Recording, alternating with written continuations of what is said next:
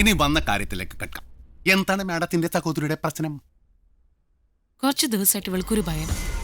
നിഴല പോലെ ആരോ പിന്തുടരുന്നുണ്ട്. തിരിഞ്ഞു നോക്കിയ പക്ഷെ കാണൂല.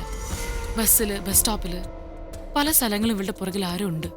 അന്ന് സെക്രട്ടറി മാഡത്തിനെ ഹൈവേയിൽ തടഞ്ഞു നിർത്തിയ ആൾ ഈ സഹോദരിയുടെ കാര്യത്തിലാണോ പ്രശ്നമുണ്ടാക്കിയത്? അതെ. എങ്കിൽ പിന്നെ സംശയം തീർക്കേണ്ട കാര്യമല്ല, അത് അവർ തന്നെ. പോലീസിൽ പരാതി കൊടുത്തില്ലേ? പരാതി കൊടുത്തിട്ടുണ്ട്. പക്ഷെ അവർക്കൊക്കെ പോലീസിലെ നല്ല പിടിപാടാ. ആരാണവർ? അവരുമായി നമ്മൾക്ക് എന്താണ് ബന്ധം? അറിയാൻ ബുദ്ധിമുട്ടുണ്ടെങ്കിൽ പറയാൻ കൊടുക്കണ്ട കേട്ടോ.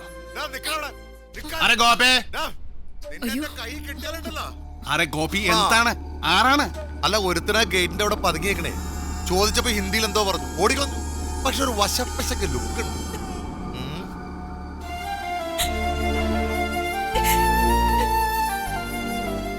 പിള്ളേരാകെ പേടിച്ചിരിക്കുക. നിങ്ങൾക്ക് പേടിക്കാൻ കൊടുക്കണ്ട.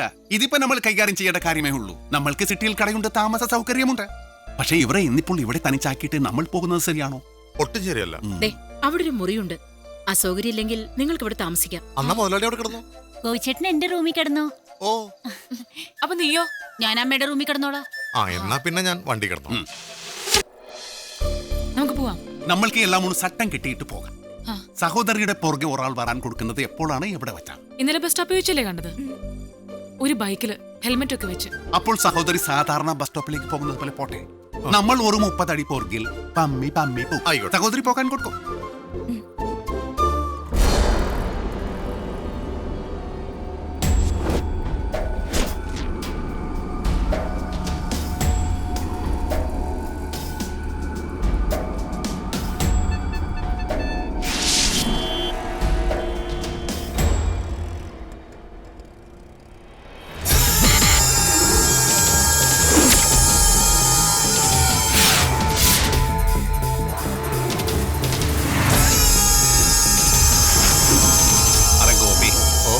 അയാൾ തന്നെയാണ്. നമ്മൾ തൊട്ടാൽ അയാൾ സത്തു പോകും. നമ്മൾക്ക് അയാളെ ജീവനോടെ വേണം. ഇതിന് താൻ പോയാൽ മതി. ശരി മോഹൻലാലേ.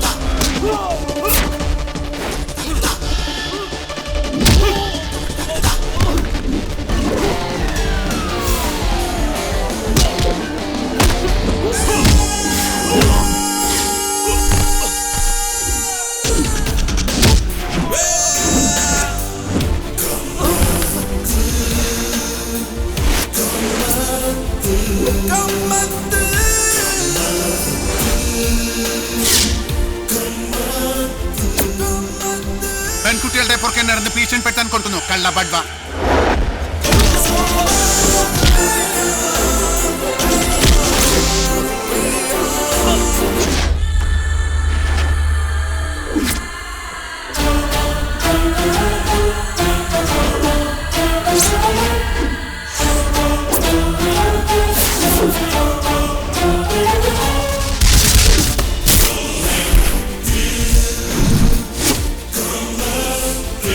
Come